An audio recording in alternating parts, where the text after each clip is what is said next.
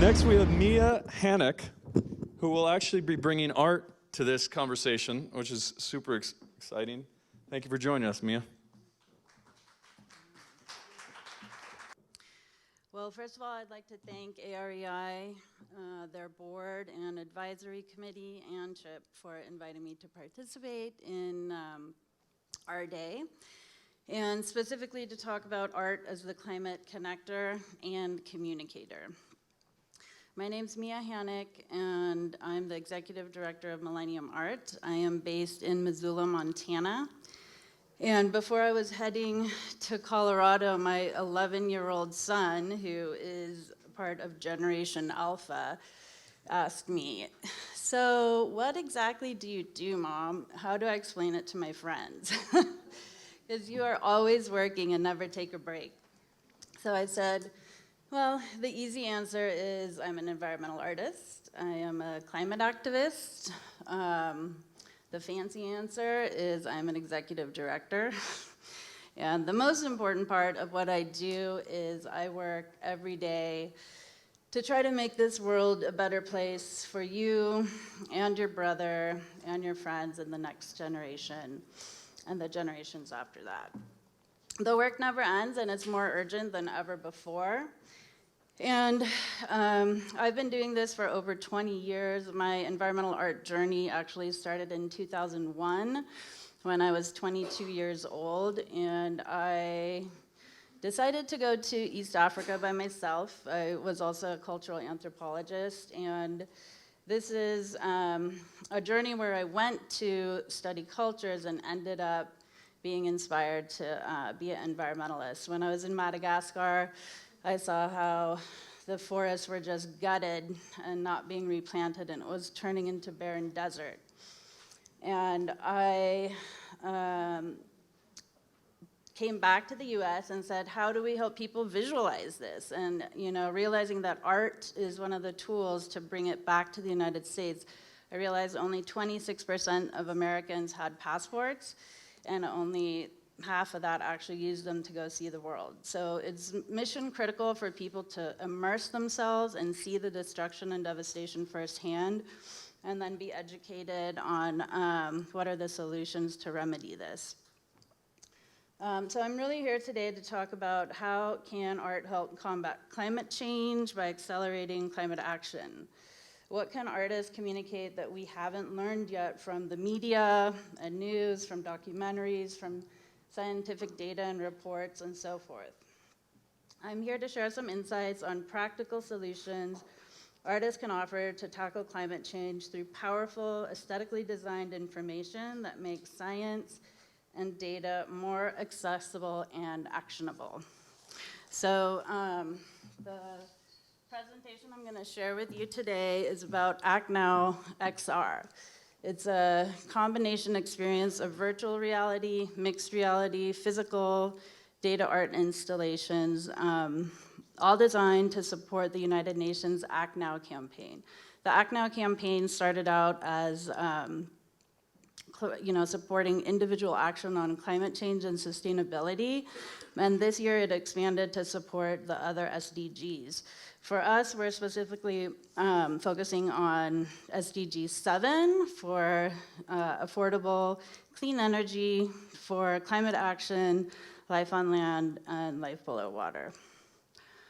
So as we've all seen with the big climate summits taking place, it is time to sound the alarm. And we are reaching tipping points that will be irreversible, heading towards collapse. These are all fear-based points, and we always try to use an inspiration-based approach using art. That's what I've been doing for the past 20 years, but I feel like we're out of time, and it's time to start using the fear-based approach. It's always when we start an art project, it's important to figure out what is our call to action. There's so many different causes and organizations fighting for different things, so many breakthroughs in science and technology. And for us, really the messaging is to phase out fossil fuels, ramp up clean energy, and restore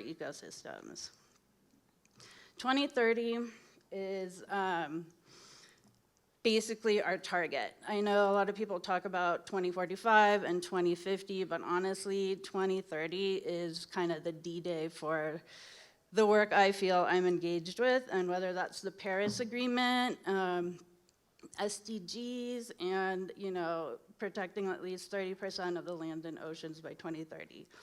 And that's why it's time to act now. This is an example, sorry, I'm just gonna have a sip of water here, of past art installations we've done over the past 2 decades. This one is trapped inside. It's a tree on a life support system that has oxygen and water dripping into the roots. Sadly, eventually it dies. We did this with Wangari Maathai and UNEP in Nairobi, Kenya. In 2009, we did the CO2 cube for COP15 in Copenhagen, which I'll talk more about in a second. We were one of the first teams with some of the people in the audience here that managed to illuminate the United Nations during the UN Climate Summit, and then during COP21, architectural projection mapping on UNESCO in Paris. And this just shows some of the large-scale messaging. It's really important for public art to be out in the streets in front of people so they have this serendipitous experience. Even if they're not searching for something, it's in front of them and engages audiences. So in 2009, we did the CO2 cube, visualizing a ton of change. The United Nations asked us to say, well, the whole conference, COP15, is about taxing and trading 1 metric ton of carbon dioxide. What is it? How big is it? How does it look?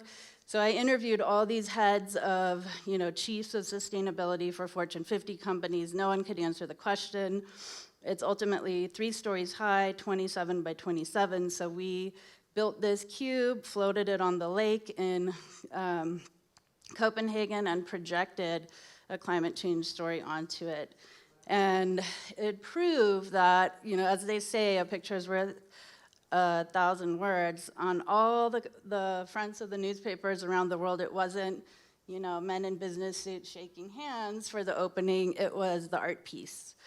And that just created ripples throughout the world for the opening. Thanks.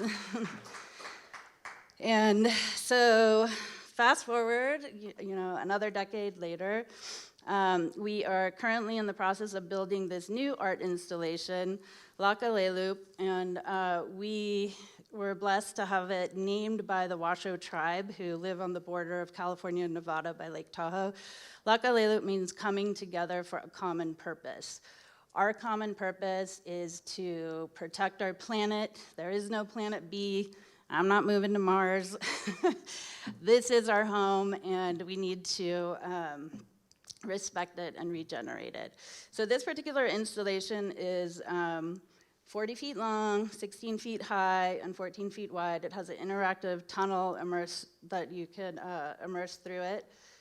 And it's reflective by day with 2-way polycarbonate mirrors so that you can see yourself reflected in your environment and contemplate your role in your environment. And then at night or in the dark, it illuminates with the LED system that comes out through the mirror, and it has a data visualization system. And the data that we play is all about the global climate tipping points. And this, we have videos, but we don't have time. Just to give an example of climate tipping points as well as ecosystem restoration. And we do it in it's not like a Nat Geo type of way. It's a very artistically created, so it's something people haven't seen before. Also in this, just like the CO2 cube represented 1 metric ton of carbon dioxide, this installation represents the amount of energy draw because it has an audio and visual system that is equivalent to the power an average 2,000 square foot home takes. So this helps people visualize, what would it take to really power my home with renewable energy? And how do we start there, 1 home at a time? So also, while the art installation travels, we're gonna demonstrate different types of clean energy. And for example, with solar panels, it takes 28 solar panels. I think I have this here, and 11 lithium ferrous phosphate batteries. Also, for generators, they have renewable diesel that you don't need to modify existing generators. You could just drop it in and immediately save, reduce 80% of CO2 emissions. And hydrogen is new, but we are, it's a year-long tour, and we are going to be looking into that as well. In addition to the physical installation, because that's something that if people aren't on site, they could experience, but we also want to reach the rest of the world, and so we have designed a virtual reality experience and a mixed experience. So the art installation will live in the metaverse with another world that we created. This will be launching at COP28. The green zone is at the Expo City, where the World Expo was hosted, and the Al-Wasl Dome was the centerpiece of that. During the World Expo, we did a 3D digital twin of the Al-Wasl Dome. We worked with the World Expo Committee, created this. We have an awesome video that I don't have time to show you, maybe, maybe at the end if I talk really fast. And so it's a 360 architectural projection mapping show. For this, we're going to update the content and again have content on the tipping points. I'll show you that slide in a sec. This is an example of the prototype we did of the Al-Wasl Dome. And we have renewable energy, and there's in-world activation, so people could actually take actions that are trackable throughout the campaign.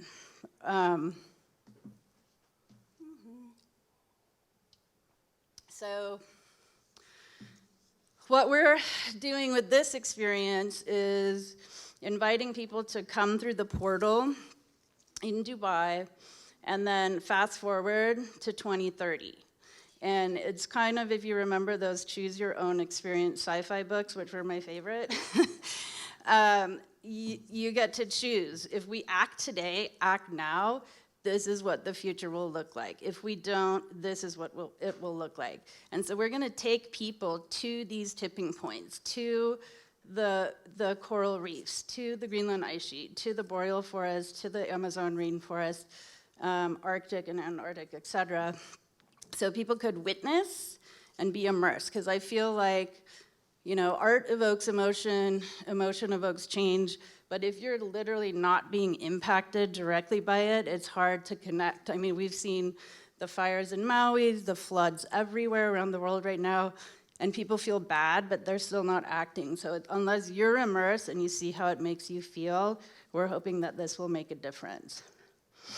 And this is, again, this is where the fear-based shift in my 20-year career comes. We're going dark. So the climbing tipping points we're going to explore, it's going to be 3 experiences: the cryosphere, biomes, and circulation. So one experience will be Arctic sea ice, permafrost, ice sheets, glaciers. The other one, you immerse into Great Barrier Reef, Amazon rainforest, and boreal, and then biodiversity for Madagascar and DRC. Circulation, big one coming up with El Nino this year. The monsoon shift and the currents, et cetera. So this will be an immersive experience all ages could experience in virtual reality, and these will be the data visualizations that come up on the art installation. And the important thing about the climate tipping points is once we cross one of them, it just goes into this domino effect and things spiral out of control. And we're starting to even see that now. And this is why I think 2030 is more of like the red alarm, sound alarm, than like 2045 or 2050. This is a good example. This just came out a week or 2 ago for the planetary boundaries. Another visualization. The cool thing with our artwork is that we could make this data visualization come to life. So where it shows what all the tipping points are, you could select it and then be transported to it. So it's not just about what everyone's used to seeing and turning a blind eye to, climate change, pollution, biodiversity. This is what we're fed in the media, and people don't want to see it anymore. So instead, we need to shift to the solutions, and there isn't one, there's many.